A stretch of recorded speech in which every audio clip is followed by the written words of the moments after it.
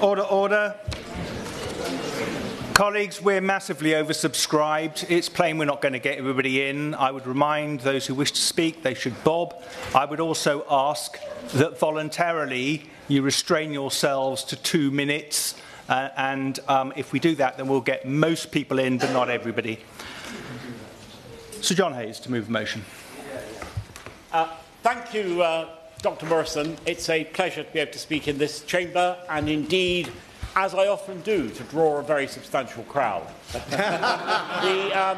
The genesis of betrayal is trust. The kind of trust that underpins the democratic legitimacy of Parliament and on which the authority of the executive is founded. The kind of trust that our constituents, when they send us this place to exercise our judgment on their behalf, rely upon. Their faith in us is that we will honour what we say we'll do. That when we make pledges, they're not empty pledges, they are meaningful. And when that trust is breached and broken, the whole of that legitimacy is undermined. Now, that is precisely what has happened in the case of the so-called WASPy women. I'll use the acronym if I might, Dr. Morrison, because it has become a familiar one to any of us who have taken interest in this matter, as I have over some time, and as the public has too. For this campaign is a campaign for no less than justice, to restore trust. I will happily give way before I move on. Yeah. Honourable Member for giving way, and he's speaking very eloquently about trust. Does he also agree with me that in terms of trust it is really important that the government ensures that it helps us have trust in institutions such as the Parliamentary Ombudsman by adhering to decisions made by the Parliamentary Ombudsman? Does he agree with me on that point? Dr. Morrison, although that intervention wasn't orchestrated by me or indeed choreographed by either of us, it leads me neatly to my next point. Because there is an ethical case to be made of the kind the Honourable Lady describes. There is a constitutional case to be made, and there is a practical case to be made. And in the short time available to me, as I know many others want to contribute to this debate, I will try to make all three. First, the ethical case. It is exactly as the Honourable Lady said. It is about honouring the pledges that were made and fulfilling rightful expectations. Now, not all expectations, not all hopes are well-founded, but when people have worked all their lives, when they've been told at the end of their working life that we paid a pension at a particular time, it isn't unreasonable for them to believe that will come to pass. That will be so. And I happily give way. Thank the honourable member for giving way. Given that the government response to the Parliamentary Health Service Ombudsman report said that would be, and I quote, impractical, significantly challenging and with potential for unjustified payments, and that there was significant concerns about the robustness of the DWP research in 2006, would he agree with me that the government's position is untenable given the stark contrast here with the way sub-postmasters were treated? I do agree, and you won't be surprised to know that I shall be speaking later in my remarks about the Ombudsman's report and the Ombudsman's findings, which bring me to the constitutional matter that I raised about the nature of accountability and scrutiny and how governments are held to account and whether ombudsmen are meaningful at all if their conclusions are entirely disregarded. So he's right to raise that issue. I want to move just briefly to describe the events which provoked me to challenge the previous government on this issue when my party held the reins of power. I'm not a recent convert to this cause. I made the same argument then, that we needed to recognise the justice of this campaign and act accordingly.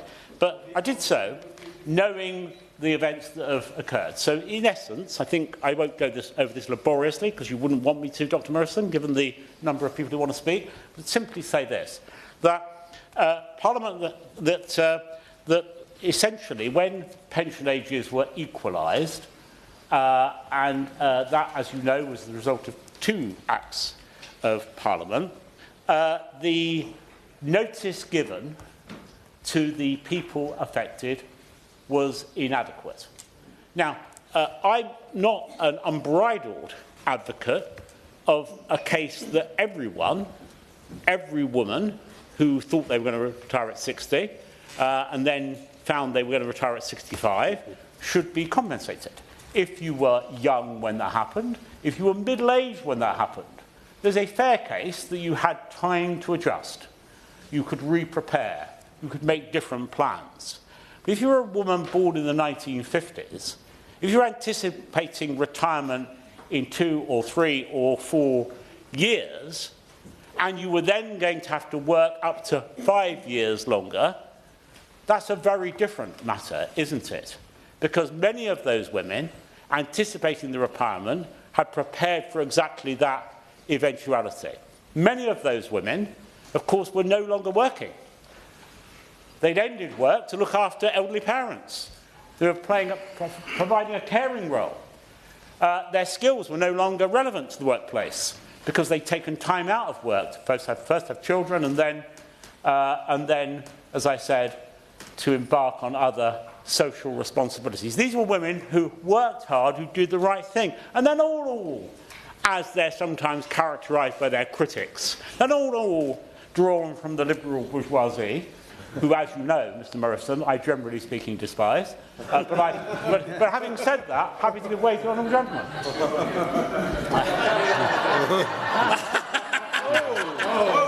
The words liberal bourgeoisie made me think.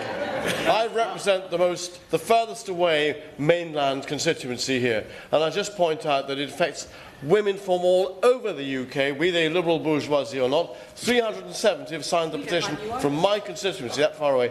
It's huge, all over the UK. I meant no slight to the honourable gentleman, because he's right, it does affect women across the whole of the kingdom, and of course he's much posher than bourgeois. And so he couldn't be slighted by my remark. I give way to the honourable lady. Thank you very much. I feel I have to stand up here as a WASPy woman and very proud to associate myself with this campaign. And I know that many people feel that perhaps we should not be entitled to compensation because we were able to get mortgages and buy our own homes, we were able to generate more capital wealth, and many of us have got private pensions. However, I personally had to stop work because my husband became ill, and I was looking forward to a retirement where my only income would have been the state pension. I knew, and I'm very thankful for my health, I knew that the retirement age had gone up.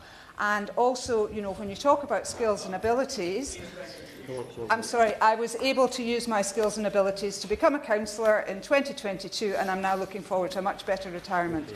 But do you agree with me that the government should do a U-turn, should implement the recommendation of the Ombudsman? Thank you. Well, the honourable lady's intervention, though not pithy, was pertinent, because she's one of the 3.8 million women that were affected of all kinds and types. Many were not well off. Many did all kinds of jobs that couldn't be described as highly paid, and many found themselves in a position of financial hardship. And that's why I'm standing here today, because this injustice affects all kinds of women, and it's been mischaracterised by some who don't want to face that fact.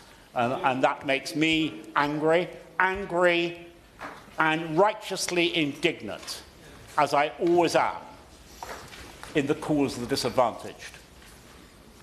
I thank my honourable friend for giving way. He's being very kind. In Upper Bann and indeed Northern Ireland, thousands of women feel absolutely betrayed by this government. Would he agree with me that women today are in financial hardship because of this betrayal? It is morally indefensible that not a penny has been made available to these women. Yes, I agree. And you know, some were forced to carry on working, even when the earlier intervention suggested it.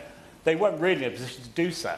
They had to carry on working, even when they had those extra responsibilities, even when they themselves were not really fit to do so. And that's just not acceptable. It's not right. It's not just. So I happily give way.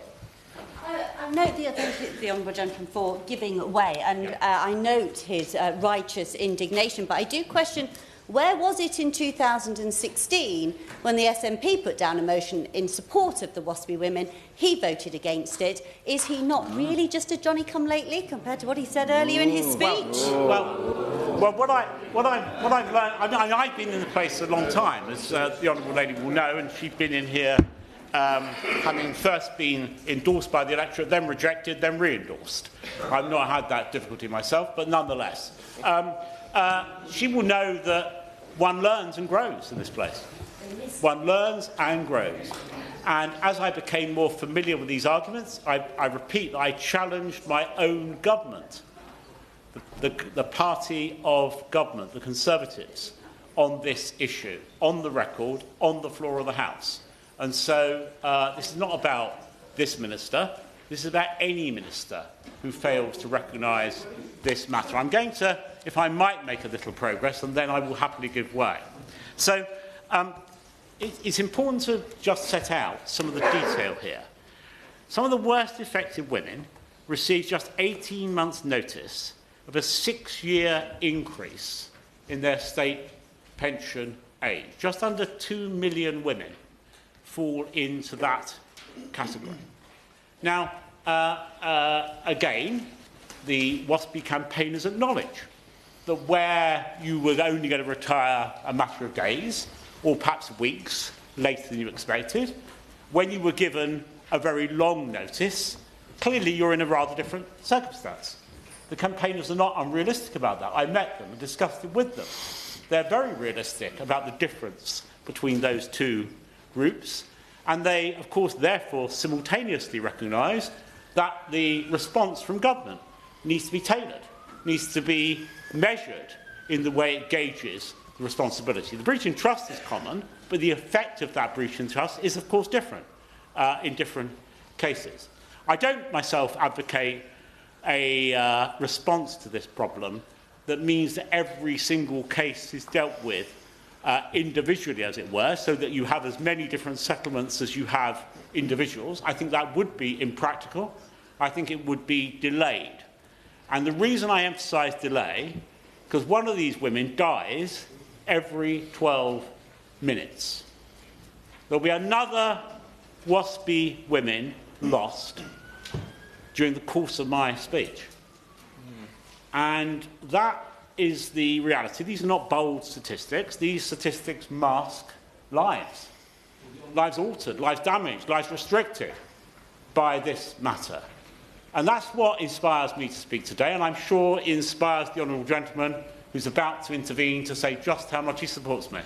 I thank the Honourable Member for giving way. What concerns me is that a lot of us have actually previously publicly supported the WASPI women, and we've posted photographs on social media in support. The government has acknowledged that there has been maladministration, but to have that acknowledgement without some kind of financial backing, albeit minimal, not only undermines the system, the process of the Ombudsman, which so many of us rely upon, but also, I fear, may undermine public confidence in politicians in general. Well, the Honourable Gentleman is right, of course. And he encourages me to turn to the Ombudsman report, which I mentioned earlier, and which is he's highlighted. The Ombudsman report which I have before me, and you'll be pleased to note, Dr. Morrison, although I have many tags in this report and in the previous one, I'm not going to refer to all of them because it would take forever.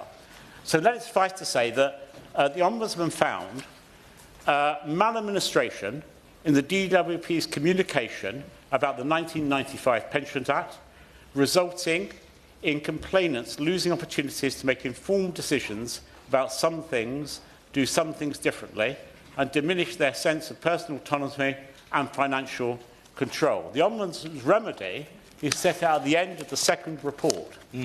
And the way Ombudsman recompense is on a scale, a series of levels, 1 to 6. The Ombudsman recommended, it's here for everyone to see, for those who haven't studied this in detail, a level 4 response. That is to say that a significant and lasting injustice has to some extent affected someone's ability to live a relatively normal life. And that suggests that the recompense might be between £1,000 and nearly £3,000, £2,950. Now, that, I will in a second, I just want to say this. That seems to me to be a pretty modest response. This is not extreme. This is not extravagant. This is not unrealistic. This is not unreasonable. This is a modest, measured response, born of the fact that the Ombudsman has found maladministration. Having read these two reports, having been in this House for a long time, having been on the front bench of my party for 19 years, having been a minister in many departments, I've rarely seen an Ombudsman report as clear as this about maladministration by a government department. On that note, I give way to the Honourable Lady. Thank you to the Honourable Member for giving way. Does he agree with me that rejecting the Ombudsman recommendations for compensation of WASPI women undermines the role of independent bodies in holding the government to account?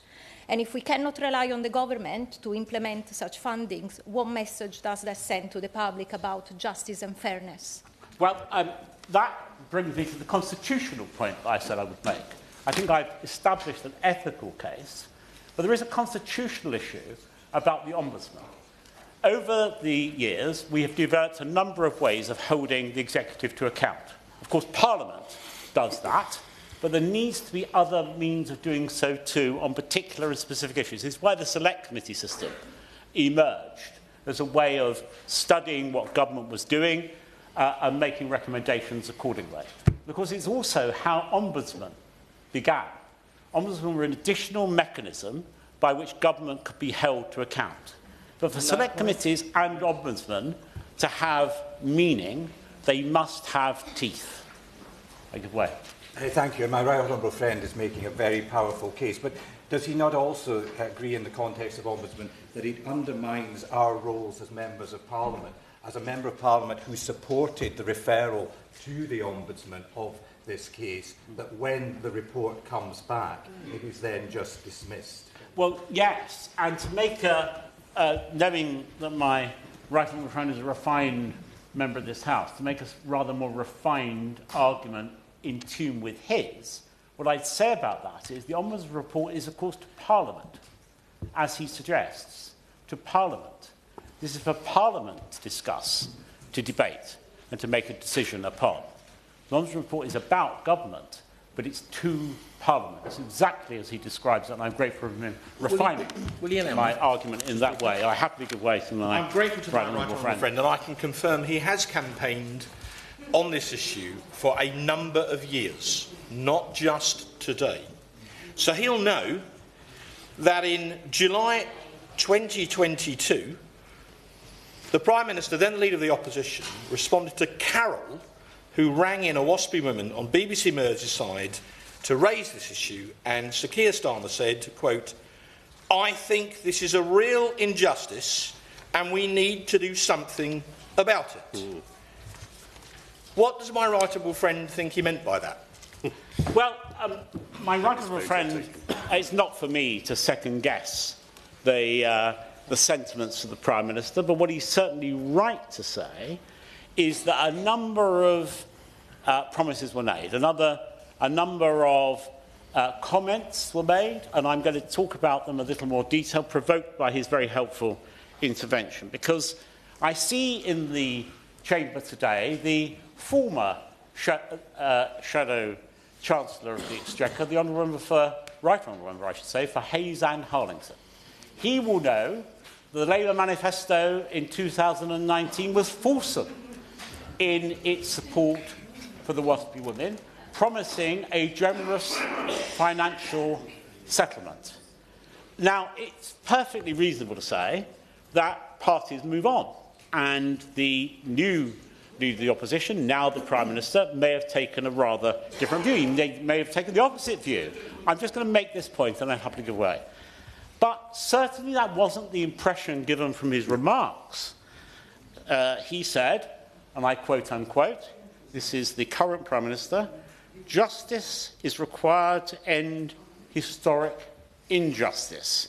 And that was specifically about WASPy women. The now Deputy Prime Minister said that the government, quote, stole the pensions of WASPy women and that Labour would compensate them. And I have to say that you can understand, therefore, why the women, some of whom are represented here today, and they're being incredibly diligent and quiet, Dr. Morrison, you'll be pleased to know, but I know how they feel that that was indeed a betrayal, to use the word I used at the beginning of my remarks. So an expectation was established, and then it was blighted by the decisions that have been made since the general election. I give way to the honourable gentleman. I thank the honourable member for giving way. Could I appeal to all of us? Now, I don't think that either side on this debate has covered themselves in glory, and I'd also question a very dangerous precedent about the Ombudsman, so I agree with that. But let's not make this party political, please. Let's make this about the WASPy women. And I'd also like to say, is there not a way at least of compensating the very worst off of the WASPy women? So I'd appeal for that. Thank you. Yeah, that is a measured intervention, if I might say so, and I thank him for it. Because it is true that a package could be put together, could be negotiated, could be discussed with the campaign group and the women concerned. One would expect government to do that. You know, as a minister, I would have had submissions. I've no doubt this minister's had them. The Secretary of State must have had them before she said what she said when she let them down, which gave her options. And those options would have no doubt included a series of ways through this. Now, I know the Minister will be eager to explore those options with us when he sums up the debate. I've no doubt about that, because he's a diligent and decent man. He won't want to betray these women again in what he says today. He's not that kind of character. I happily give way. I thank my right honourable friend for giving way. The government's position appears to be that they accept that the failures between 2005 and 2007 constitute maladministration. Yeah. All of us can see in our inboxes the number of women who, as a result of decisions that they took on the basis of that failure, have suffered as a result. Yeah. But the government's position seems to be that there should be no remedy because it would be too difficult to get it right. What kind of justice is that? Well, there are several arguments used by those who don't want to get it right, to use his term. One is the public don't care, but all the survey evidence suggests the opposite. Suggests that 75% of people do think the WASPy women should be treated fairly. Another argument is it will be too expensive. Now, I could make all kinds of rather spiteful remarks about the government's decisions about public sector pay, but I'll let them stand without me adding to them as a contradiction. I would happily give way, and then I must conclude because the chairman will want me to. Can I thank the right honourable member for giving way, who makes a very eloquent and persuasive statement. Insofar as compensation is concerned, the current government uses that as an excuse in terms of it being too expensive. But we have seen, for example, train drivers being given an additional £600 per day. We've seen governments intervene when we look at the post office scandal. And so that argument, would the right honourable member agree, is easily something that can be disabused by looking at the track record of where we have assisted those that have found themselves at the forefront of injustice? Well, I had alluded a moment ago to the choices government makes about how it spends money. Of course, it's true that government priorities will determine where that money is spent. This clearly, for this government, is not a priority. Of course, it's difficult because there are all sorts of challenges governments face that require investment. And this is not an area where this government has chosen to invest. And frankly, is as plain as that. But, no, I'm going to, with respect, I'm going to conclude because I know so many people want to get there, and I do apologise to the Honourable... Well, the Honourable Lady, I will just briefly give way. And then that's the last one. That's the last one. I am so grateful to the right honourable member for giving way and indulging me. I would just want to simply add to his conclusion that these women have been part of a generation of women that have been discriminated against by statutory provisions over their lifetime, whether it has been the reprehensible marriage bar, whether it has been the gender pay cap, and now this, and I'm sure the right honourable gentleman would agree with those remarks. Well, I'm grateful to the honourable lady. I'm slightly jealous that I've not managed to attract any kind of applause, and the honourable lady. But no doubt that will come at the end. That will come at the end of my program. But the honourable lady's right. It was that generation of women born after the war didn't have straightforward lives, did they? That was a difficult time in this country, and particularly for women. And I talked earlier about their hard work, their diligence, their role as homemakers, their role as mothers, their role as grandmothers. And, you know, really, they just deserve better. They deserve better. And that's what drives and inspires me to bring this debate. And I'll end on this note, if I might, Dr. Morrison. I see the Minister there, and I'm mindful of the words, he won't be surprised to know, of Edmund Burke. And Burke said that your representative owes you not only his industry, but his judgment. And in the end, this is a matter of judgment. Do we think this matters, or do we not? And exercising this judgment, I'll just leave him with this further quote from J.R.R. Tolkien, who said, false hopes are more dangerous than fears. We gave these people false hope. What I fear is that we will not now put this matter right by realising their rightful hope that they had when they thought they were going to retire at an entirely different time to the age which they ended retiring due to a change of government policy. Nothing they did, nothing they changed, nothing they chose, but a change in law. I hope, and he sums up, the Minister will recognise the strength of feeling across this House, by the way, and across this country, that this is an injustice that must be put right in the name of the democratic legitimacy, the trust that I set out at the beginning of my peroration. I'm very grateful to you, Mr. Morrison. The question is that this House has considered compensation for women affected by changes to the state age, pension age. Rebecca Long-Bailey. It's a pleasure to follow the Right Honourable Member for South Holland and the Deepings, who, as I know from working with him on other campaigns, is quite the social justice warrior, contrary to popular belief. So I fully align myself with the comments that he's made. I also welcome the new Minister to his position and just state that we have high hopes for him in this place. Now, when the Ombudsman finally confirmed last year that the Department for Work and Pensions was guilty of maladministration, that these women had suffered injustice and that they were entitled to compensation, we thought that was it. Case closed. The next step now is what a redress mechanism will look like. Now, of course, many felt that the Ombudsman's report hadn't gone far enough, but at the very least we had the firm expectancy that the previous government and later this one would at the very least act on the Ombudsman's recommendations, as would be the usual course of action. So when the government finally issued its response, it was met with shock. Shock that despite the clear findings of state-level injustice, these women were to be denied justice.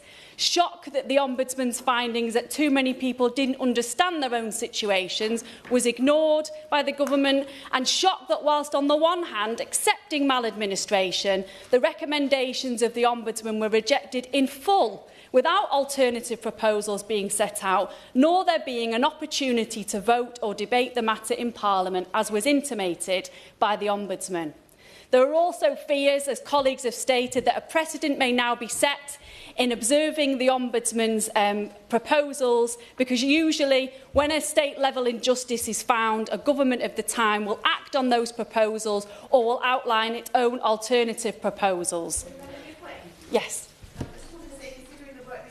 doing in improving transparency and accountability compared with the last administration. Does the honourable member not agree that for people in my constituency of Freeman East Somerset to have the government ignore an independent ombudsman's report just looks like more of the same?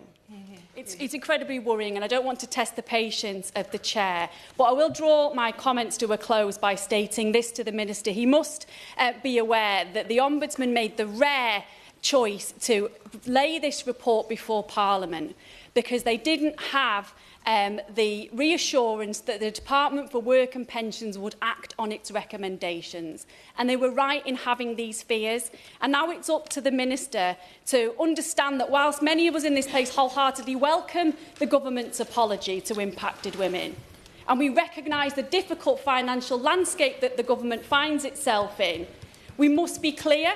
State-level injustice is state-level injustice. It can't be ignored. An apology alone is not sufficient, and we must see a remedy forthcoming to address the clear and apparent injustice that these women have faced. Sir Julian Lewis. Thank you, Dr Murison. And at a rough count, I think there are in excess of 50 colleagues here today from a range of parties. So I do hope that every one of them will pledge to join the all-party parliamentary group on state pension inequality, so ably led by the Honourable Lady from Salford, from whom we've just heard. So this boils down in the end to questions of credibility and respect. What credibility and respect can there be for Ombudsman's reports if they are going to be ignored? What credibility and respect can there be for members of Parliament, ranging from the now Prime Minister to foot soldiers such as myself, who parade with placards saying that we will fight and campaign on behalf of the WASPI women if we do not follow through on those commitments? One particular point, and I will leave it at that before allowing others to continue the debate, that bothers me is that the government, in trying to justify its policy of inaction, seem to be oscillating between two positions. On the one hand, they keep suggesting that they simply can't afford to give any compensation at all. But in the next breath, they seem almost to be challenging the contents of the Ombudsman's report itself, relying on a dodgy poll that suggests that 90% of the affected women knew about the changes. Well, if they can rely on dodgy polls, so can I. I happen to be married to a WASPI woman, and on a dodgy poll of 1, I can tell you she didn't know, and she didn't get a letter, and she has no particular motivation for claiming otherwise, given that it would not, in her case, have affected her career choices. So the government need to be clear on this point in their summing up. Do they accept that there was maladministration, as the report sets out, or are they trying to deny that fact? And finally, just a quote from the report. At paragraphs 20 and 21, the Ombudsman says, while it's unusual for organisations we investigate not to accept and act on our recommendations, we have no powers to compel them to comply. When an organisation does not comply with our recommendations, we can lay a report before Parliament so that Parliament can act to protect citizens' rights. That's what the Ombudsman expects, and that's what the WASPI women have every right to expect as well. Colleagues, order. Colleagues will have done the maths. Not everybody's going to get in. You really ought to restrict yourself to 2 minutes. I'm reluctant to put a time limit on this formally. 2 minutes, colleagues, please. I'm sure John McDonnell will be an exemplar. Certainly will. Can I welcome the Minister to his position, and I'm so pleased that he's been given such an easy policy to resolve in his first task. Reference has been made to the manifesto commitment 2019. Let me briefly set that out. What we said then was under the Tories, 400,000 pensioners have been pushed into poverty, and a generation of women born in the 1950s have had their pension age changed without fair notification. This betrayal left millions of women with no time to make alternative plans. with sometimes devastating personal consequences. Labour recognises this injustice and will work with these women to design a system of recompense for the losses and insecurity that they have suffered. And we did that on the basis that these women had paid into the system, they'd been given a date when they were going to retire, they weren't given adequate notice, and as a result of that, many of them, their whole life plans were changed dramatically and they suffered consequences. We co-produced a scheme. It was expensive. I accept that. Over a 5-year period, we're going to pay it out. But it meant that we resolved the matter once and for all. We weren't elected. That scheme never went forward. However, so then when I saw the Ombudsman's investigation, I thought, well, at least something will be done. And when the Ombudsman's report came out, I wasn't satisfied with it, but I thought at least it's something. Not to have that implemented, I think, has crushed people. It's crushed their confidence in the whole system. And I have to say to my own party as well, to our party and government as well, what we need now is the government to sit down with the 50s WASPIs women, if necessary, either implement this scheme or mediate for an alternative. But we need action. I just say to the Minister, this issue isn't going to go away. We're not going to go away. The women aren't going away. Tragically, some of them are dying. But this campaign will go on until we secure justice. Bal Mohammed. Thank you, Mr Morrison. It's a pleasure to serve under your chairship. I am a new member to this place, and one of the first emails I received as a Member of Parliament was from a WASPI woman. And she's followed up with an email, and I will just take as little time as possible to read out that email. I need to vent my frustration and anger at the government's announcement yesterday that they will not accept the Ombudsman's recommendation to pay WASPI women some compensation for maladministration. They were in support of this whilst they were in opposition. As my elected MP, please can you make it known that as a lifelong supporter of the Labour Party, I am totally disgusted by this volte-face. I am a WASPI woman who fortunately worked for many years as a teacher and therefore have an occupational pension.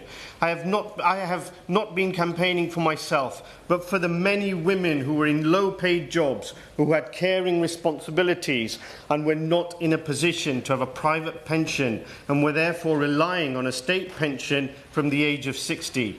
I understand the equalisation of the ages, but as the Ombudsman stated, many women were unaware of the increase in age. In my case, 2 increases. I had one letter about it. Even women who knew about it were often not in a position to make appropriate financial adjustments to their planning. The people making these decisions are in fortunate positions themselves, but I was relying on their understanding and compassion for others who were less able to make up the circa £48,000 which I reckon they have lost. The government has let WASPI women down. We are not in a great position to protest about this. I'm asking you to make the protest on our behalf, please. Thank you. Emma Lewelbuck. Thank you, Dr Morrison. It's a pleasure. I need to say at the outset that my mum is a WASPI woman. Her generation entered into a contract with the state, a contract that the state then reneged on and then stole from them.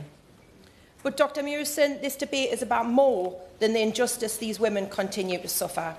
It's about trust in politicians and our dwindling faith in democracy. I have continually pledged my support to the more than 5,000 women in South Shields who are affected by these changes.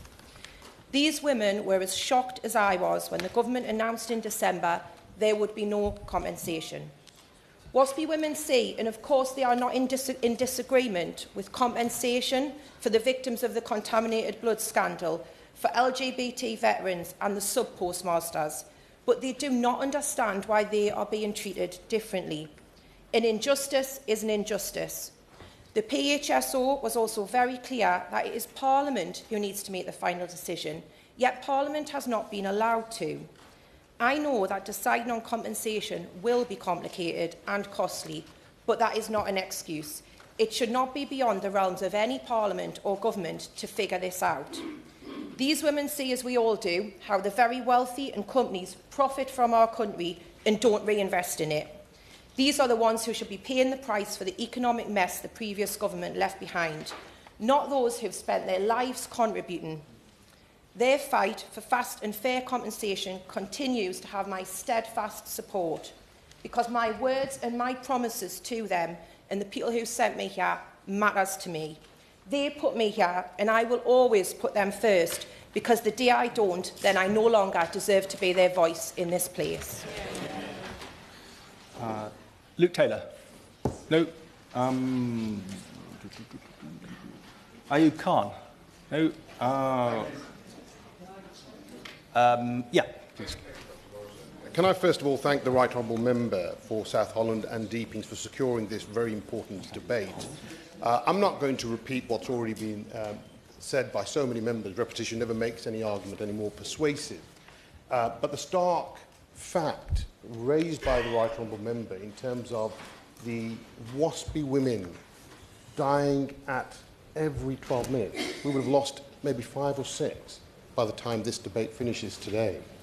And it's for that reason why I simply ask the Minister that as politicians we have a responsibility and obligation, and we must act urgently in establishing a comprehensive compensation scheme. And it can be tailored over a duration, so not immediately. We don't have to raise hundreds of millions of pounds straight away. This can be done over the lifetime of this Parliament. But it would be so important to recognise the important contribution of women of the 1950s. And it would certainly support the role of the Ombudsman, the impartial, independent role of the Ombudsman, and so thereby giving it the credence that it deserves. As a representative of the public, we must ensure the principles of transparency, accountability and fair treatment. It underpins our democracy. It's a time we stand up for these deserving group of women across the whole country, but in specific, the hundreds and hundreds that have written to me from Birmingham, Perry Barr. Thank you, Chair. El Ribeiro Eddie. Thank you, Chair, and thank you to the member for South Holland and Deepings for bringing this important debate. I also want to state on record my support and admiration for the WASPI campaign. They have campaigned tirelessly for acknowledgement of the wrong they face and, crucially, compensation. I've been pleased to meet with many of them on a number of occasions during my time as MP, and I stand in complete solidarity with them. The government has rightly accepted the Parliamentary Health Ombudsman's findings for maladministration and apologised for the 28-month delay in writing to 1950-born women. But what good is this apology if there's not going to be any steps towards redress? These are real hard-working women who contributed to the economy, raised families, cared for others, and contributed to society in countless ways. They planned their lives based on assurances that the state pension would be available at 60. Instead, they have faced financial hardship, uncertainty, and in many cases, significant distress. These are women who, because of the previous government's maladministration, have spent the bitter, cold winter rationing their heating because 84% are concerned about soaring energy costs. Now, we know this is a reality faced by people up and down the country, but it's doubly so for WASPI women. What is the cost of failing to address this injustice, and what is the cost of leaving thousands of women in financial hardship and without the support they were promised? What is the point of an apology without redress? We know that there are precedents for compensation. Some of them have been mentioned already, where the government has failed, Equitable Life Investors, blood contamination, the post office scandal, and even though poorly administered, the Windrush scandal victims have rightfully been awarded compensation for the suffering they endured. Ultimately, the principle has to be the same. It has to apply here. There was a severe mistake made by a government. Thousands suffered as a result, and so compensation ought to be paid. And of course, it goes without saying that the mistake was not one made by this current government. Blame doesn't lie at their feet, but responsibility for redress, unfortunately, does. There's a strong moral imperative for the government to accept the Ombudsman's recommendation. And we've heard a few times today how many WASPI women have died since the campaign began. Ultimately, people voted for a Labour government that will act in a more compassionate way than its Conservative predecessor, and we still have the opportunity not to let them down. Madam Maguire. Membership, Dr Morrison, and I congratulate the Honourable Member for South Holland and the Deepings on securing this important debate. So in Epsom Mule alone, 5,420 women have been affected by the changes to the state pension age, and their voices echo the sense of betrayal felt nationwide. These women have been wronged, not just by the failure to properly notify them of significant changes to their pensions, but now by this government's refusal to act on the clear recommendations of the Parliamentary and Health Service Ombudsman. The Ombudsman concluded there was maladministration by the Department for Work and Pensions dating back to 2005. It found too many women did not understand how these changes would affect them because of delays in communication. Yet, despite this, this government has refused to pay any compensation. A constituent of mine captured the heartbreak so many feel. She wrote, "I am absolutely devastated and I feel betrayed. For years, senior Labour representatives and even the Prime Minister himself pledged to deliver fair compensation to those impacted. They have now made a political choice to break that promise and to ignore the findings of an independent watchdog. The government failed to properly inform women of the changes and many were plunged into poverty as a result. Many women were blindsided by these changes, left unable to prepare for the financial shock that followed and plunged into hardship through no fault of their own. I'm proud that the Liberal Democrats have long called for justice for these women. We remain steadfast in our belief that the government has a moral duty to act in line with the Ombudsman's recommendations. The decision to deny compensation sets a dangerous precedent, undermining the role of independent watchdogs and eroding public trust in governance. The government's refusal to act on this issue is heartless and short-sighted. These women are asking for fairness. They are asking for recognition of the injustice they have suffered and for the means to rebuild their lives. I urge the government to reconsider its position, listen to the Ombudsman and do right by these women. It is time we ended this injustice. Morris. Chairman, Dr Murison, and indeed I'd also like to thank the Right Honourable Member for South Holland and the Deepings for securing debate, along with his colleagues from the all-party group. Many of us here believe that the treatment of the WASPI women is profoundly unjust. For over a decade, I've stood with local campaigners in my constituency at rallies and here in Parliament. The merits of their case remain undeniable, and their demand for justice is as compelling as ever. I'd like to ask the Minister, does he agree that addressing this injustice must begin following the recommendations of the Ombudsman? And I'd also like to ask what happens where an injustice is identified. Surely we have a duty to root it out and make it right. I don't think the party opposite, the Conservative Party, have a get-out-of-jail card on this. I was actually in this chamber when there were 75 members of Parliament debating this issue. So many, in fact, that were sitting on the window ledges. And the then DWP Minister, the Honourable Member for Hexham, suggested that those women who couldn't make ends meet could take up apprenticeships and retrain.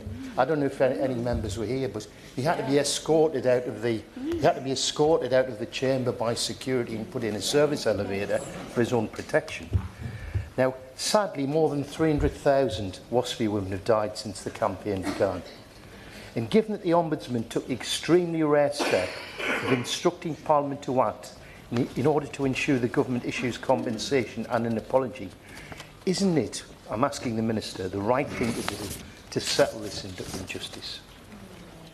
Ministers in this place set the attitude and tone of public bodies, and if it is acceptable for the government to disregard Ombudsman decisions based on cost grounds, this really does set a dangerous precedent, telling other financially stretched public bodies to ignore any Ombudsman recommendation with cost implications, irrespective of the merits and justness of the case. Thank you.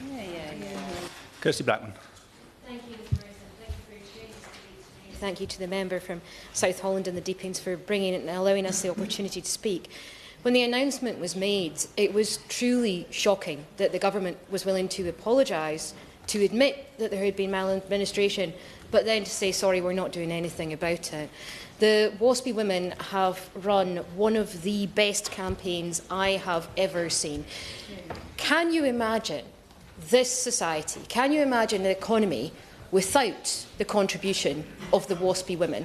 Women who were told throughout their careers to be quiet. Women who were told throughout their time that they weren't as valuable as the men who were working there. Women who quietly got on with the job and raised children and looked after parents and worked incredibly hard for less money than their colleagues. Women who have put so much in and made these islands look like what they are today.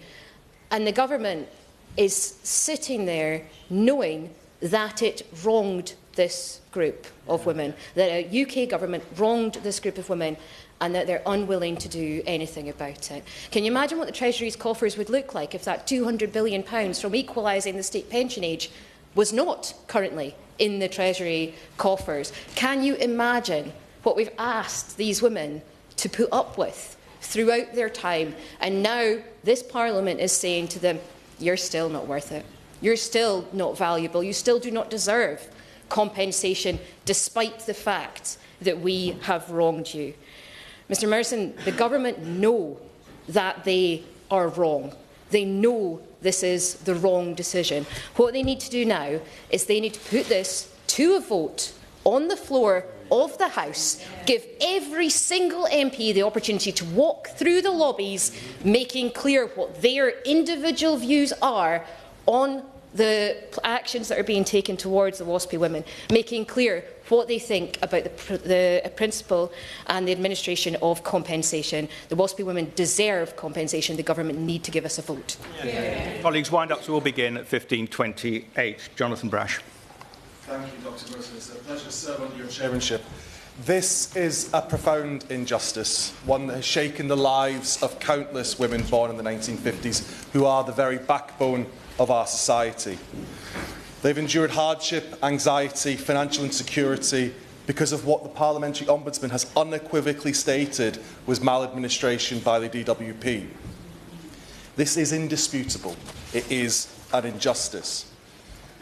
No, I understand and I support this government's mission in addressing the mess that was left by what I can only describe as the worst government in my lifetime. However, the role of a Member of Parliament is not to offer unquestioning subservience to their party. When something is wrong, they have a duty to say so. I cannot and will not abandon these women. As a candidate, I stood beside them, I held their banners aloft, I pledged my support, I told the WASPI women of Hartlepool that I would always stand by them. That commitment does not and must not end with an election. I will not leverage their support only to walk away once I have their votes. I count WASPI women as my friends. Indeed, I would pay special tribute to Barbara Crossman, Lynn Taylor, who are in the audience today, and the countless WASPI women across Hartlepool for their tireless and passionate campaigning. I have supported them for years, and I'm standing with them now. Because let us remember what is at stake. This is not merely about compensation. It is about trust. It is ensuring that no citizen, no generation feels abandoned by the institutions that are meant to protect them. And so I say to the WASPI women and their supporters, your fight is just, your voices will not be silenced. Justice delayed is justice denied, but together we will continue the fight. Savile Roberts. In Wales, different groups, including the 1950s Women of Wales and WASPI campaigns, have been working tirelessly to force government action on pension equality over many, many, many years. And unlike Labour and government, Plaid Cymru's support for 1950s-born women has not swayed with the tide. We believe it is inexcusable that the Labour government has refused the recommendation of its own regulator, the Parliamentary and Health Service Ombudsman, to provide compensation, justified by that what we've always heard, saying the cost would not be fair or proportionate use of taxpayers' money. Paper justice, justice without compensation, without redress, is an insult to a system which bothers to pretend that the Ombudsman's offices can protect the citizen from the incompetency or the failures of the state. As things stand, this isn't even a tissue of justice. It's particularly unjustifiable because the Ombudsman makes it clear in its final report that finite resources should not be an excuse for failing to provide a fair remedy. but the level of compensation set out by the Ombudsman does not go far enough in the first place. It does little to account for the impact, both financial and otherwise, of affected 1950s-born women. Plaid Cymru have consistently supported compensation of at least level 5 on the Ombudsman scale between 3,000 and 9,950. Now, these were women who, during their careers, their voices were not heard. That is the experience of many of them and many of us. It is a shameful thing that with the Labour government in power, their voices remain unheard. Their impact on 1950s women deserves more than a meagre apology. We have it, and I am very grateful to the member for South Holland and the Deepings for bringing this debate. We have it in our power to have Opposition Day debates. There are 20 within a parliamentary session. That would be a means of bringing a vote to the floor of the House, and I would urge those parties who have it within their gift to bring forward an Opposition Day debate to do so, to hear those voices and to have it recorded. Lillian Jones. Congratulate the right honourable gentleman for South Holland and the Deepings in securing this important debate. Now, I have a long record of supporting and have worked closely with the WASPI women both before and after being elected as their MP. I believed in their cause then, and I still believe in their cause today. The government was right to apologise for the delay in writing to the 50s-born women. The government was right to acknowledge that there are lessons to be learned, and I believe those were important first steps. However, I am very disappointed that the government's decision to not fully implement the PHSO recommendations to pay compensation, and let me explain why. Claiming that most 1950s-born women knew the state pension age was increasing is not accurate. That statistic is from a 2006 survey which refers to a general awareness across the whole population about changes to the state pension age in the future. It did not ask about whether people knew about the specific impact of state pension age changes on them as individuals, and only around 5% of survey respondents were 1950s-born women. Now, for many, the abrupt change meant that they were left with fewer financial resources, longer working years and, in some cases, significant personal distress, especially for women in low-paid jobs. The financial hardship WASPI women have experienced is a direct consequence of the pension age increase. The Parliamentary Ombudsman ruled that the national financial challenges should not be a barrier to awarding compensation. Whilst compensating WASPI women may not be an easy administrative task, that's not a reason for avoiding that action. Government is difficult, but that is not a valid excuse. Now, I am disappointed government decided to not implement all recommendations of Parliamentary Ombudsman, who laid the report before MPs and handed the role of compensating WASPI women to Parliament. That is why WASPI women are so angry. Every woman has a right to be able to plan for a dignified and secure retirement. Therefore, I urge the government to look again at the Ombudsman recommendations and to do the right thing and ensure that WASPI women get the financial justice they so deserve. Jim Shannon, 30 seconds. On behalf of my 5,000 WASPI women in Strangford, I beseech this government to take the right decision and make the just decision for them.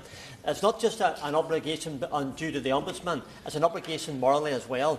And when I think of all those women who come to see me who feel, and I say this with great respect, who feel let down by the Labour government, one lady says to me, I've been a member of the union all my life and the Labour Party have let me down. I speak for her and all those other ones. Lib Dem spokesman Steve Darling. Thank you, Mr Chairman. And I'd like to congratulate the member for South Holland and the Deepings for obtaining this really important debate. When one reflects that actually there are more WASPI women in the United Kingdom than the population of Wales, it demonstrates how this is a massive issue for this United Kingdom. The fact that in my constituency there are 6,930 WASPI women, a very similar number in Newton Abbot over the border, 7,400 in South Devon, and yet in the Prime Minister's constituency there are less than 4,000. I smell a rat. Just as with the winter fuel payments, we can see that there is, sadly, a part, I will give credit to those Labour members who are here, but there are certain members of the government who, because of the arithmetic around pensioners, is choosing to make decisions like this of an ill-advised nature. When one reflects on the statement given by the Secretary of State around WASPI Women, she talked of the fact that the decision was made by a previous government, and that's what WASPI Women were really concerned about. The reality is, and I hope the Minister will address this, as other colleagues have already raised, the report was into communications and the impact on women. It wasn't about a previous decision. So that is what the government should be addressing. And whilst I'll happily give way. I thank him for giving way. On this point, Lorraine, my constituent, took early retirement from the NHS in 2014 to care for her husband. She believed that her state pension would kick in 2015 and support her in her caring responsibilities, as she never received any notification from the DWP telling her it was not. She feels angry and let down. Does my honourable friend agree with me that it's shocking that the government can hear testimonies like Lorraine's and still refuse the fair compensation these women deserve? Yes, and you rightfully remind me of Marilyn in my own constituency, who suffered significant illness and would have benefited from compensation. Also Pam, who cared for 2 terminally ill family members who would have benefited from that. So I totally agree with you. And what we need the Minister to address today is, and what a baptism of fire it is for the new Minister, is to address the real issues that were put here. Do not be willfully blind to the recommendations from the Ombudsman. And I'd also welcome an explanation as to why my named question on this, which was named yesterday, remains outstanding. Thank you, Mr. Chairman. Amendably brief, if I may say so. I call the opposition spokesman, Danny Kruger. Thank you very much indeed, Dr Morrison. It's a pleasure and an honour to serve under my constituency neighbour as chairman on his first day, I think, in the chair. And particular congratulations to all members who have spoken and spoken so powerfully and eloquently on behalf of their constituents. And also I pay tribute to the campaigners, many of whom are present, silent witnesses to our debate today, and I honour them for their long campaign for justice. And particular congratulations to the new Minister, who I'm very glad to welcome to his place. He is, of course, his first day outing as a Minister has quite a job to do to answer this debate. He is, of course, very familiar to us over many years on the media as an independent expert, offering ostensibly impartial advice, helpful to the Labour Party, for many years. So I'm very glad to see him in his rightful place at last. And of course I exonerate him for this decision as a new minister. He didn't make this decision. He's been thrown into this by his party and by his boss, the Secretary of State. And of course perhaps he could change the policy now that he is new to the role and not implicated in the decision. Perhaps it was a condition of accepting office that the government revisit this topic, and I very much hope that's what we're going to hear from him shortly. Particular congratulations, of course, to my right honourable friend, my friend from South Holland and the Deepings. I honour his campaign, his long campaign on behalf of women born in the 1950s. It's not just because he loves everything from the 1950s that he is he's taking this position. He's absolutely right in everything that he says. Now, of course, the complexity of the matter has been very well addressed by the Ombudsman and indeed by members speaking today, and I won't revisit the issue in any detail. It does, of course, reflect a series of governments over the work of series of governments over 30 years since the 1995 decision to equalise the retirement age. I was glad to see in the Ombudsman report that the DWP has cooperated fully with his inquiry. I'm glad to say that ministers and officials respected the process of the Ombudsman. I will note, because I'm sure the point that has been made, and it was made by the Secretary of State in the main chamber when the decision was announced, the suggestion that this matter could have been cleared up by the previous government in consequence of the Ombudsman's report is, I think, a little unfair, given that the report came out only 2 months before the general election was called. It's now taken 5 months for the government to bring forward its decision. So these things are complex, and I respect the challenge the government has had. I wish we'd had time to address it ourselves, but the voters wouldn't have it. And this, of course, is this government's decision. Now, just to address the central issue, and as members have said, the Ombudsman found that there were adequate communications were made throughout the period, but there was a particular maladministration, as has been repeatedly mentioned, this delay in sending out letters in 2005 to 7. And I think it is a good thing that the Secretary of State has acknowledged this maladministration in her response to the Ombudsman. I appreciate that. I accept it, and that she apologised on behalf of the then Labour government and the DWP. And the fact is, however, that while no direct financial loss may have been caused by the maladministration of communication, no direct change to people's incomes, nevertheless, as we've heard so eloquently from members, the decision or the maladministration, the failure to communicate properly, has caused women to make decisions in ignorance of their true circumstances. I'll give way to the honourable gentleman.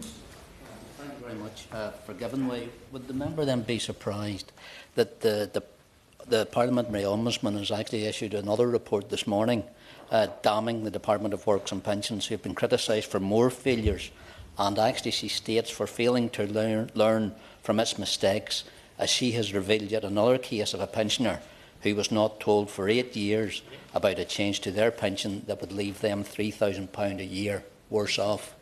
Very grateful to the honourable member, and he highlights the central point here, which is that although, as members have said, the change of policy itself was not the subject of the Ombudsman's inquiry, it was the failure to communicate which directly impacted the circumstances of many, many women, because they didn't understand the circumstances they were going to be in. It changed the decisions that they were making. I'll give way. I thank you, Shadow Minister. Does he share with me, and I believe with many in this chamber, the good book refers to righteous anger? Honourable gentlemen will know that. Righteous anger today for those elderly people, anger for the women who look towards their retirement as they end up pain and exhaustion, who were unable to plan financially to enable them to retire earlier due to the nature of the communication that they were given by government. Righteous anger deserves justice. Does he agree that those ladies who I represent and others represent in this chamber, they demand justice? Whether the Minister's responsible or not, the Minister has to answer and give a justifiable yes to what they want. I'm very grateful. I think he's absolutely right. I've heard it said that love is anger is love in the presence of injustice, and I think the righteous anger that so many people feel here in this chamber and beyond reflects the essential injustice that we have seen. So the government, in its response to the report, made this central defence, and we might hear it again from the Minister. They dispute that women were left out of pocket because of the failure of communication made by DWP all those years ago. The Secretary of State argued in the Commons that letters don't have much impact anyway, citing some research suggesting that, in fact, people ignore letters. Some don't read them or don't remember receiving them. It begs the question why government communicates at all if there's no value to it. The fact is, it's obviously true that communication of an issue raises awareness of the issue. The failure to communicate meant that the issue was not sufficiently, the awareness of the issue was not possible for these people. So I recognise the challenge faced by the government here. It is, of course, difficult to assess the precise circumstances of 3.5 million women. I recognise that some of the claims made on behalf of the campaign were exorbitant. Nevertheless, there were many options on the table for the government to consider, from a hardship fund or smaller packages of support. And this was not the only option, to give an absolute no, a total no, nothing at all for the WASPy women. That was not the only option. Happy to give way.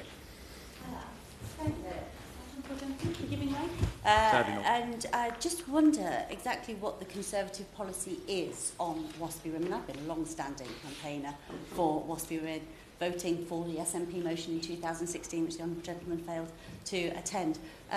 But it is unclear exactly what he's saying. Is he just suggesting that, that there is no plan from the Conservatives on what they would do? Well, thank you. I thank the Honourable Lady for her intervention. The fact is we do believe there should be justice for the WASPy women. We do believe that an injustice was done and that there should be support offered to them. So there needs to be a proper cross-party agreement on this, and I look forward to hearing what the government has to say to it. We were examining the report ourselves when we were sadly removed from office. When the Honourable Lady returned to this House, I'm sure that my party would have come forward with a much better package of support than the government has done, because that would not be difficult. That would not be difficult, would it? So, happy to give way.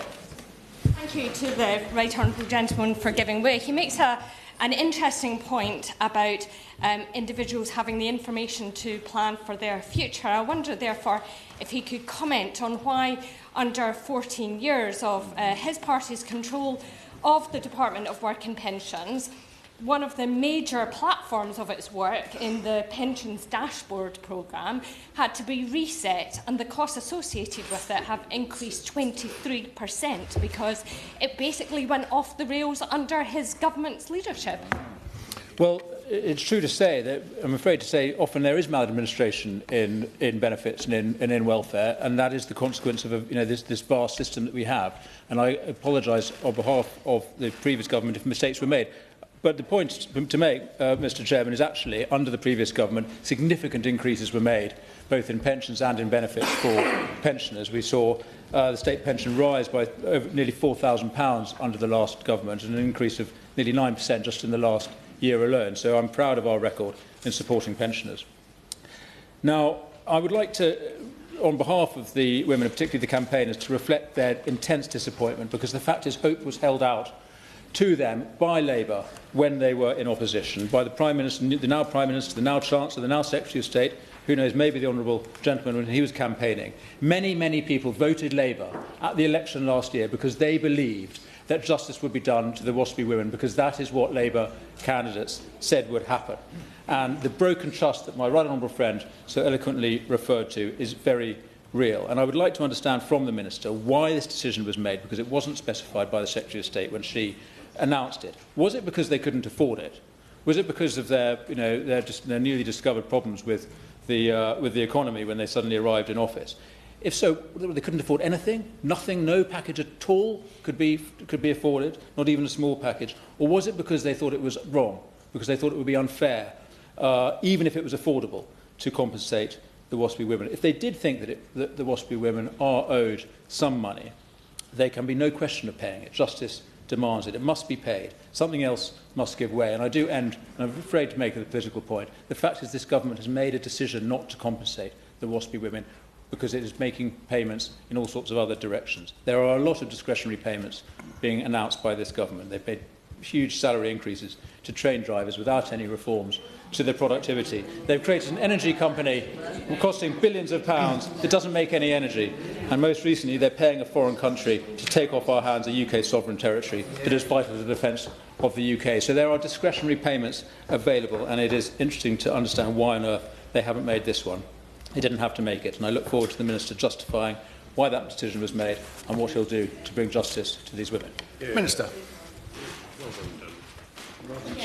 Thank you, Dr Morrison. It's a pleasure to serve under you today, and I want to thank the Right Honourable Member for South Holland and Deepings for this important topic, and I also want to thank him, if slightly less enthusiastically, for its timing on my first day in office, which also explains the delay raised by the Right Honourable Member for Torbay in answering his name day question. And I'm under no illusions that everyone in this chamber, almost everyone in this chamber, will not agree with everything that I'm about to say, but all of us listening to this debate and the important points raised by honourable and right honourable members have benefited from it. And we all recognise the context for this debate, which is a squeeze on living standards that has affected women born in the 1950s, just as it has the entire country. And these are issues that are important to many women, including my aunt in West Wales, born in 1955, who pays particularly close attention to these issues. And I spoke to her last night as part of my preparation for this debate, and she would agree with the points made by the members for Lagan Valley and for Clapham and Brixton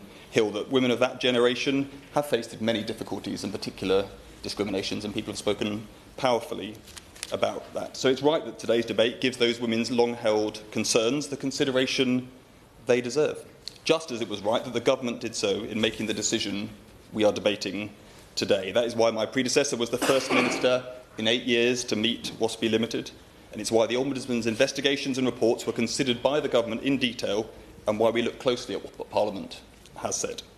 So while I understand that the outcome was disappointing for many, the decision was based on the evidence.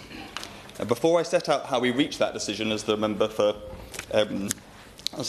East Wiltshire requested, it's worth reiterating the point that several members have raised, that the Ombudsman report was not about the decision to increase the state pension age for women in 1995, or to accelerate those increases in 2011. And those decisions were the focus of many members' remarks, including the member for South Shields. Those decisions were taken by Parliament, including by many of the members here today, and they were upheld by the Court of Appeal in 2020.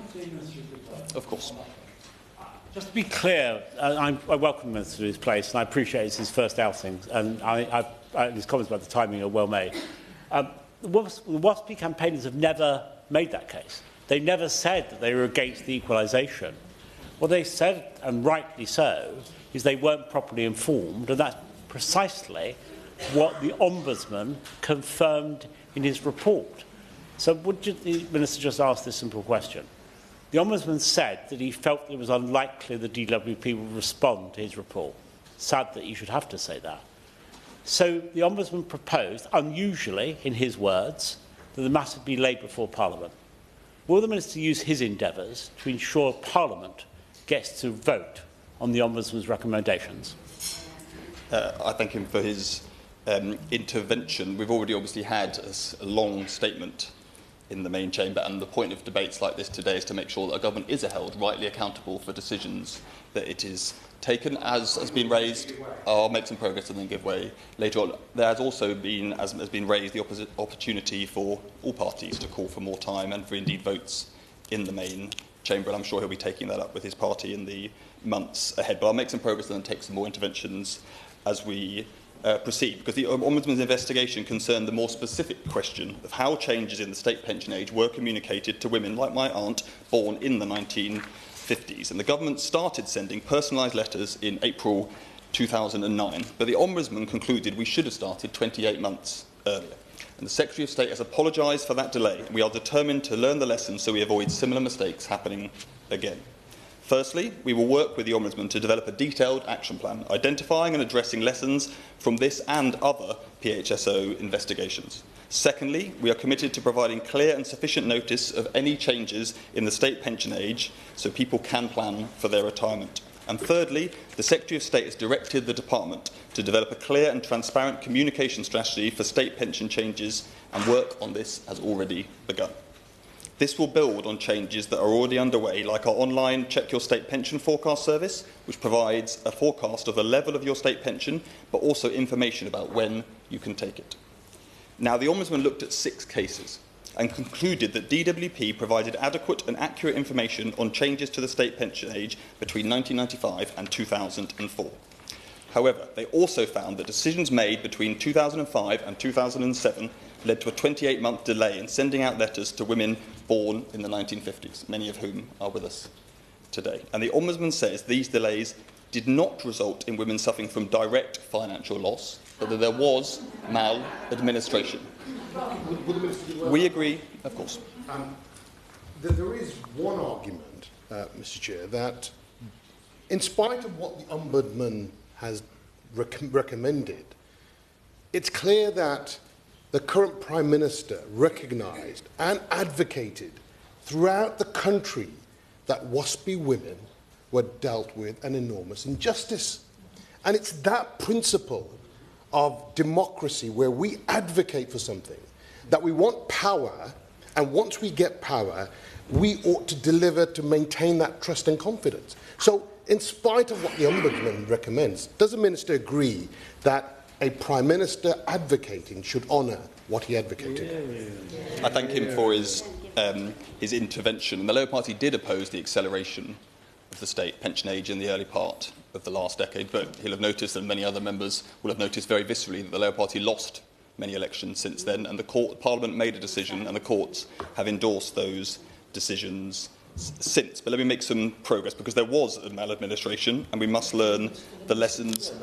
I will. Yeah, I appreciate it.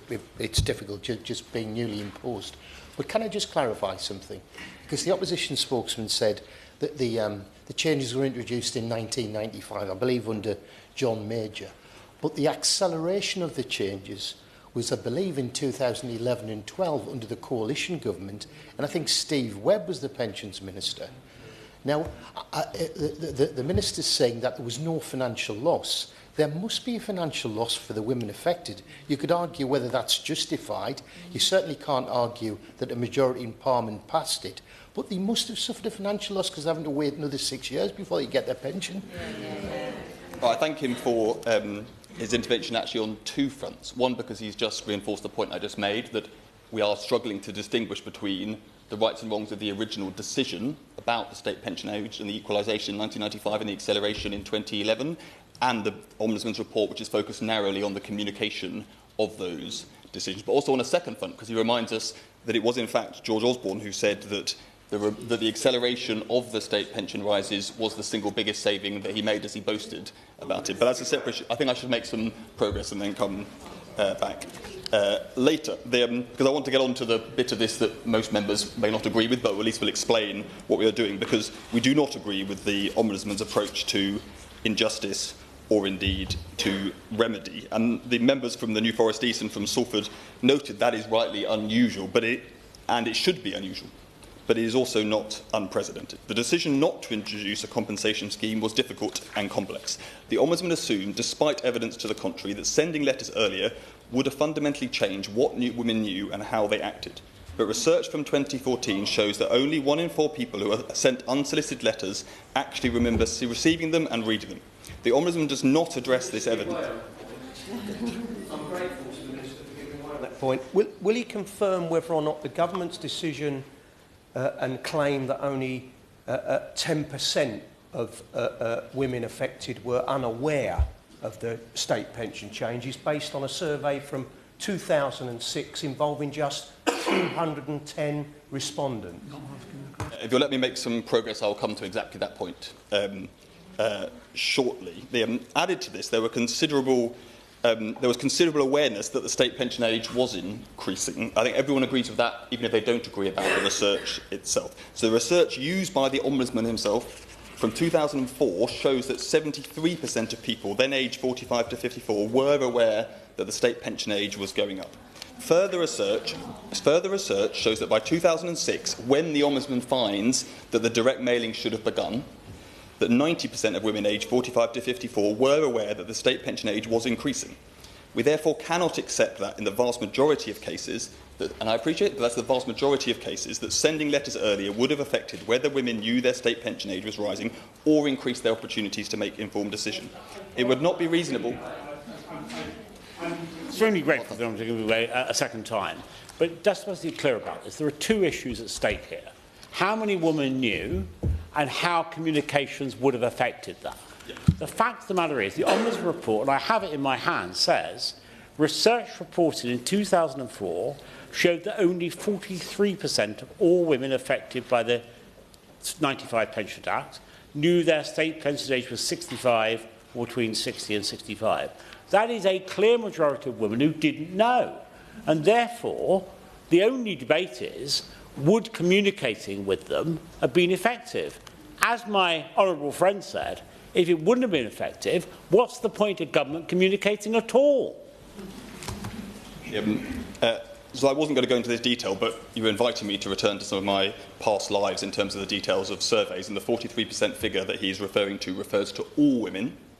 And what the Ombudsman didn't do is look at the same survey and look at the women who were affected by this change, who are obviously slightly later in life and much more likely to know about their state pension age. And that is where the higher figures that I'm quoting from. So the same survey is used by the Ombudsman, but it's focused on the women actually affected by this change. I should make some... I will, because he's been so persistent. Thank you. And then I really must make some progress. I thank the Minister and I congratulate him on his appointment. However, does the Minister accept, when we get to the crux of this, the decision our government has made, and there's much to be proud of in terms of what our government's done since the general election, in terms of this decision, when it was announced, my jaw hit the floor. I was flabbergasted. It's my belief that the vast majority of Labour MPs could not believe it when it was announced, and that pales into insignificance compared to the reaction of the WASPy women who I and others have been proud to support in my Leeds East constituency and elsewhere. And I said, and this is the last point, I said to the WASPy women outside Parliament before this decision was made that justice delayed is justice denied. But this is Worse than that, I was thinking that we're just trying to compel our government to hurry up and make a decision. This isn't justice delayed, it's justice denied. As it stands, unless we do something, this is justice denied, full stop. I thank the member for his intervention and his brief congratulations prior to his wider comments. All I would say gently to the gentleman is that he and I both stood on the same manifesto which did not promise to provide compensation. And lots of members have talked about trust in this chamber. So I think there was a clear choice not to make that promise in the manifesto. I really must make some progress because we are about to be running out of time. So it would not be a reasonable or fair use of taxpayers' money to pay compensation to people whose circumstances would be the same today, even if the maladministration had never been occurred. And a compensation scheme would cost up to £10.5 billion, less than the scheme previously proposed by the Right Honourable Member for Hayes and Harlington, but still a significant amount. The Ombudsman is clear that as a matter of principle, redress and compensation should normally reflect individual impact. The Department considered if a tailored scheme could be delivered at length, but it simply wasn't a viable option. The Ombudsman's report itself acknowledges the cost and administrative burden of assessing the individual circumstances of 3.5 million women born in the 1950s. Indeed, it took the Ombudsman nearly 6 years to investigate just the 6 sample cases. To set up a scheme and invite 3.5 million women to set out their detailed personal circumstances would take years and thousands of staff. I must make some progress. We do not also believe that paying a flat rate to all women would be a fair or proportionate use of taxpayers' money. Now, today, several honourable members have raised questions about the specific research findings that I want to address. It is important to say that the evidence on what women knew about the state pension age changes was robust. The same research was used by the Ombudsman, who clearly did not have concerns about its validity. Now, I've heard members today, and many have made powerful speeches, and I understand the strength of feeling on this issue, not least from my aunt. There are many women born in the 1950s who have worked hard in paid jobs, often balancing this with raising a family. The government has a responsibility to take their concerns seriously, which is why ministers listened, reflected and carefully considered this complex decision. But as custodians of the public purse, we must also ensure decisions are rooted in evidence and fair to everyone. The facts remain that the vast majority of women knew the state pension age was increasing. And even for those who didn't, we know that sending letters earlier would not have made a difference in most cases. So while I know this decision will be disappointing, as we are hearing, and many have had frustrations of watching this debate drag on for years, we believe it is the right course of action. But it is of course also right that governments are held to account for that decision, as we are being done, as is happening today. Well, the Minister give way on this point. I thank the Minister for giving way and I congratulate him on his appointment. I think I'm right in saying this is an unprecedented occasion when a government rejects in its entirety an Ombudsman report and offers absolutely nothing to women who've been led up the garden path in the last election and before to say there was going to be compensation paid. He needs to explain why the government is simply ignoring the plight of these women. We've been listening. It's an important issue, and we've been listening to the effect of the plight of women for many years, rightly so. It is important, powerful cases made by many people in this chamber, but I've been setting out why the government has made the decision it has, and we will continue to help women born in the 1950s and pensioners across the UK, crucially by investing £22 billion into the English NHS this year and next, with consequentials for the Welsh and Scottish governments. No, I won't, because the biggest betrayal of our older generations is the state of our health service, and we will boost the state pension by up to £1,900 by the end of this Parliament. As the new pension minister, I know nothing is more important than providing a foundation for the secure retirement that everyone deserves after a lifetime of work. Thank you, Dr. Morrison. John Hayes to wind up. Well, Dr. Morrison, can I thank all those members who contributed to today's debate. It is shown that across this House, the feeling of injustice felt by the WASPI women is shared by members of the House of Commons. Sadly, and I'm sorry to have to say this, Minister, at present it's not shared by those in the driving seat, those who make the decision. I sincerely hope that we get a parliamentary vote on this, and I won't, because my time is very short. Forgive me, I won't. I sincerely hope that we get a parliamentary vote on this, and I will use every endeavour to ensure we do, because the WASPI women deserve better. They deserve better than the explanation that we had today, which is essentially somewhere between, we're not sure that their case is justified, because we think that most of them did know, and we can't afford it even if their case is justified. Frankly, neither of those arguments will wash. And the Minister, who is, as I said earlier, I'm sure a decent man, must know that. Just as before the general election, the Prime Minister certainly feigned to know it. Yes. And the question must be asked, was it that he didn't know, or was it that he didn't care? Was he careless about the support that he offered the Westby women, or didn't he know what the Minister just said? I end with this, for I can do no better than Winston Churchill. Churchill said, there is no worse mistake in public leadership than to hold out false hopes soon to be swept away. The British people can face peril and misfortune with fortitude and buoyancy, but they bitterly resent being deceived. This is deceit, nothing less, nothing more.